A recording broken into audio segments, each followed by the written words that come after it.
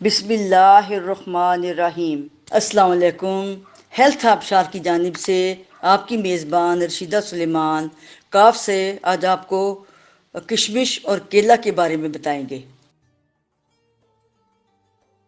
کشمش ایک بہترین غذا ہے۔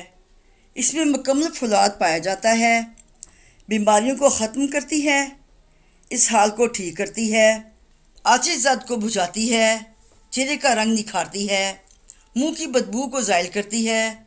مٹھی بھر کشمش 5 بادام کے ساتھ رات کو پانی میں بھگو دیں اور صبح نہار منہ اچھی طرح چبا کر کھائیں اور پانی بھی پی لیں۔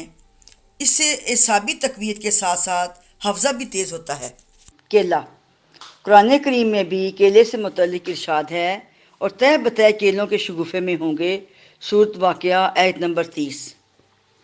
کیلا جلدی امراض اور ڈپریشن کو دور کرنے میں مفید ہے۔ یہ گرم تر ہوتا ہے۔ کیلا جو مکمل پکا ہوا ہو وہ سینہ، پھیپھڑے، گردے، مثانے کے زخموں کو ٹھیک کرتا ہے، پیشاب آور ہے، جمع کی خواہش بڑھاتا ہے، قبض دور کرتا ہے، لیکن کھانے سے پہلے کھانا معدے کے لیے مضر ہے، بلغم زیادہ پیدا کرتا ہے۔ شکر یا شہد کے ذریعہ اس ضرر کو دور کیا جا سکتا ہے۔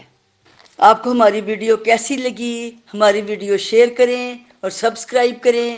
آپ کی میزبان رشیدہ سلیمان۔ خدا حافظ۔